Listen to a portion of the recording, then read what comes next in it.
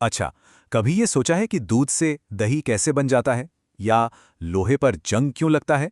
असल में हमारे चारों ओर हर पल एक तरह का अदृश्य नाटक चल रहा है।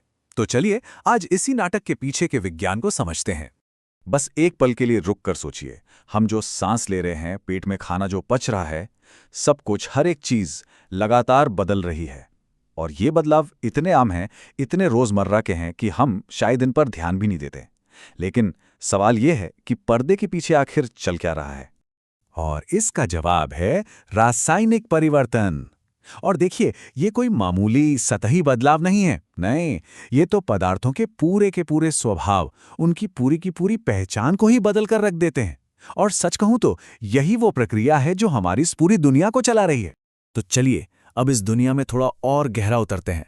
देखिए, हर रासायनिक परिवर्तन के केंद्र में, उसके दिल में होती है एक रासायनिक अभिक्रिया। इसे एक कहानी की तरह सोचकर देखिए। एक ऐसी कहानी जिसमें जो किरदार हैं वो शुरू से अंत तक में पूरी तरह बदल जाते हैं, उनका पूरा कायापलट हो जाता है। तो ये रासायनिक अभिक्रिया आखिर है क्या? सीधे शब्दों में कहें तो ये एक ट्रांसफॉर्मेशन प्रोसेस है। मतलब जब एक या एक से ज्यादा पदार्थ आपस में मिलकर कुछ ऐसा बना दें जो एकदम नया हो। और जब मैं नया कह रहा हूं तो इसका मतलब है कि उसके गुण, उसका स्वभाव, सब कुछ पहले वाले पदार्थों से बिल्कुल अलग होता है। उसकी अपनी एक अलग नई पहचान बन जाती है। अब देखिए, हर कहानी में कुछ शुरुआती किरदार होते हैं और कुछ अंत में सामने आते हैं। हमारी इस रासायनिक कहानी में जो शुरुआती सामग्री है उसे हम कहते हैं अभिकारक, यानी रिएक्टेंट्स। और जो कुछ नया बनकर तैयार होता है उसे कहते हैं उत्पाद, मतलब प्रोडक्ट्स। ये बिल्कुल खाना पकाने जैसा है ना? है ना? अभिकारक हो गए मसाले और सब्जियां, और उत्पाद हो गई हमारी मजेदार डिश। तो सवाल यह है कि पता कैसे चलेगा कि कोई अभिक्रिया हुई भी है या नहीं? अच्छा, इसके लिए कुछ जासूसी वाले सुराग हैं। अगर कहीं रंग बदलता हुआ दिखे, या तापमान अचानक से घट या बढ़ जाए, गैस के बुलबुले निकलने लगे, या कोई ठोस चीज जिसे अवक्षेप कहते हैं वो बन जाए, या फिर पदार्थ की अवस्था ही बदल जाए, तो बस समझ जाइए कि वहां एक रासायनिक कहानी चल रही है। ठीक है, तो अब हम इन कहानियों को पहचान तो सकते हैं, पर अगला सवाल यह है कि इन्हें लिखा कैसे जाए। तो इसके लिए वैज्ञानिकों ने एक खास भाषा बनाई है, बिल्कुल एक रेसिपी की तरह, जिसमें साफ साफ लिखा होता है कि क्या क्या मिलाना है और आखिर में क्या बनकर तैयार होगा। और इसी भाषा को कहते हैं रासायनिक समीकरण। ये सिंबल और फॉर्मूला का इस्तेमाल करके किसी भी रिएक्शन को छोटे में, संक्षेप में बताने का एक तरीका है। और ये कोई ऐसी वैसी भाषा नहीं, ये विज्ञान की यूनिवर्सल लैंग्वेज है जिसे दुनिया भर के वैज्ञानिक समझते हैं।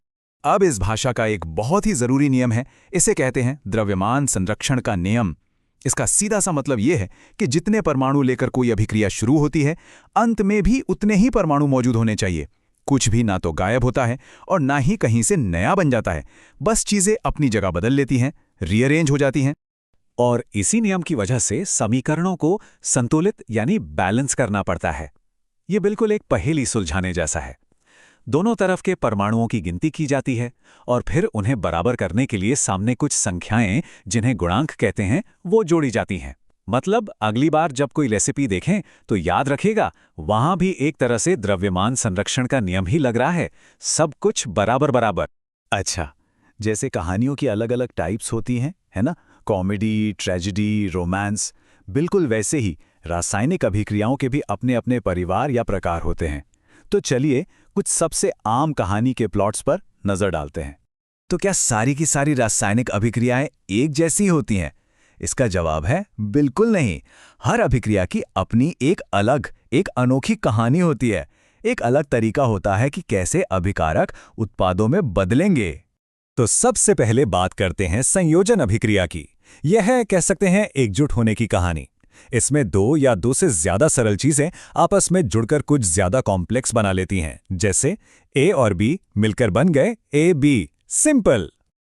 और इसके ठीक उल्टा, बिल्कुल विपरीत है अपघटन अभिक्रिया। यह है टूटकर बिखरने की कहानी।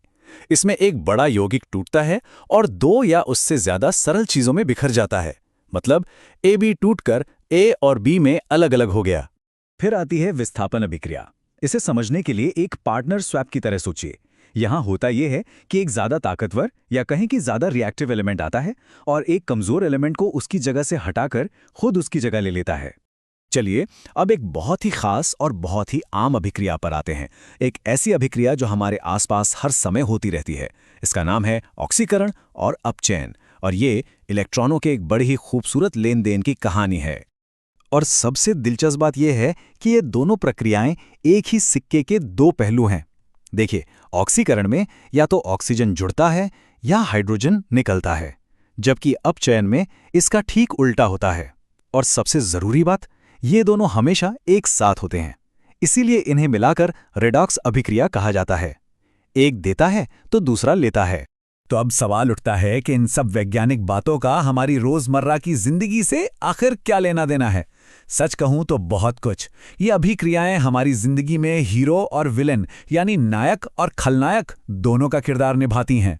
अरे ऑक्सीकरण को ही देख लीजिए ना। एक तरफ तो यही है जो लोहे में जंग लगाकर उसे बर्बाद कर देता है, खाने को सड़ा देता है, खराब कर देता है। लेकिन दूसरी तरफ यही ऑक्सीकरण है जो हमें सांस लेने पर जिंदा रहने के लिए जरूरी ऊर्जा देता है ना? सोचने वाली बात। एक ही प्रक्रिया लेकिन किरदार बिल्कुल अलग अलग। और अच्छी बात यह है कि क्योंकि हम रसायन विज्ञान को समझते हैं, हम इसके विलन वाले रूप से लड़ भी सकते हैं। जैसे जंग से बचने के लिए क्या करते हैं? पेंट लगा देते हैं, तेल या ग्रीस लगा देते हैं, या फिर जिंक की परत चढ़ा देते हैं ताकि धातु हवा और नमी के संपर्क में ना आए। देखा, केमिस्ट्री को समझना असल में रोजमर्रा की मुश्किलों से लड़ने की एक सुपर पावर देता है। तो ये सारी बातें हमें एक बहुत ही गहरे विचार पर लाकर छोड़ती हैं। हर एक सांस जो हम लेते हैं वो अपने आप में एक जटिल रेडॉक्स अभिक्रिया है जो हमें चला रही है, हमें जिंदा रखे हुए है। तो अगली बार जब एक गहरी सांस लें तो बस एक पल रुककर उस अदृश्य, उस अविश्वसनीय रासायनिक कहानी के बारे में जरूर सोचिएगा जो हमारे ही भीतर हर पल चल रही है।